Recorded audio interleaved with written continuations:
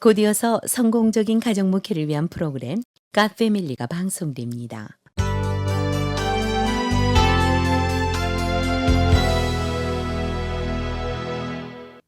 성경은 하나님의 말씀에 대한 묵상이 우리에게 가져다줄 유익에 대해서 약속을 해주십니다. 그래서 묵상의 축복, 이 제목을 갓 패밀리 이 시간의 주제로 준비했습니다. 하나님의 말씀을 묵상할 때 우리에게 주실 하나님의 약속은 우리들의 생명과 건강이지요.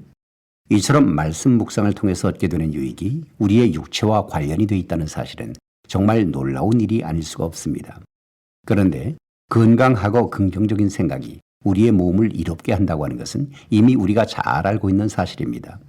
우리의 마음이 부정적인 생각으로 가득 차 있으면서 우리의 연약함과 과거의 고통만 생각한다면 우리는 자신에 대한 연민과 패배의식에 빠져서 더 깊은 병을 앓게 될 것이 분명합니다. 그렇지만 하나님께서는 바로 이 말씀을 통해서 우리의 삶의 모든 영역이 풍족해지고 또 번성해질 것이라고 말씀을 해주시지요. 그렇다고 그 풍족함이 단순히 물질적인 것만을 의미하는 것은 아닙니다. 그보다는 우리가 경험하게 될 모든 축복들 앞에서 기뻐할 수 있는 능력을 일컫는 말이지요. 하나님의 말씀 속에는 숨겨진 보화가 얼마나 많은지 모릅니다. 그것은 바로 생명을 솟게 하는 능력의 비밀인데요. 이 엄청난 보화들은 우리가 말씀을 음미하고 성찰하고 묵상할 때 얻을 수가 있습니다. 우리와 같은 인격을 소유하고 계신 하나님께서는 우리와 함께 시간을 보내고 교제하고 또 친구가 되기를 원하십니다. 따라서 우리가 하나님과 깊은 관계를 맺길 원한다면 무엇보다도 하나님과 유익한 시간을 갖도록 노력할 필요가 있겠지요.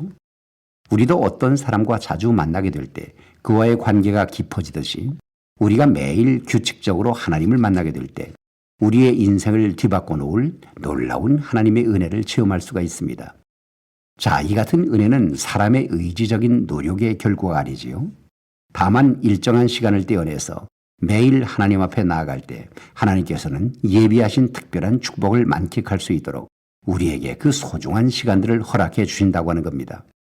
그래서 세계적인 전도자인 무디는 성경이 우리를 죄에서 멀어지게 하지 않으면 죄가 우리를 성경에서 멀어지게 할 것이라고 말을 했습니다. 그렇습니다.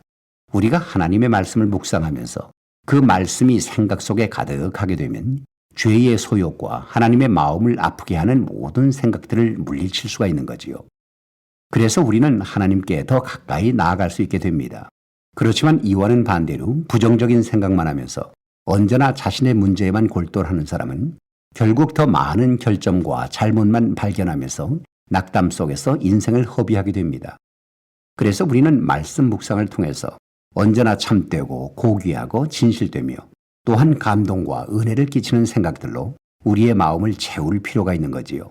다시 말해서 추한 것이 아닌 아름다운 것, 그리고 저주할 것이 아닌 칭찬할 것으로 마음을 채워야 한다고 하는 겁니다.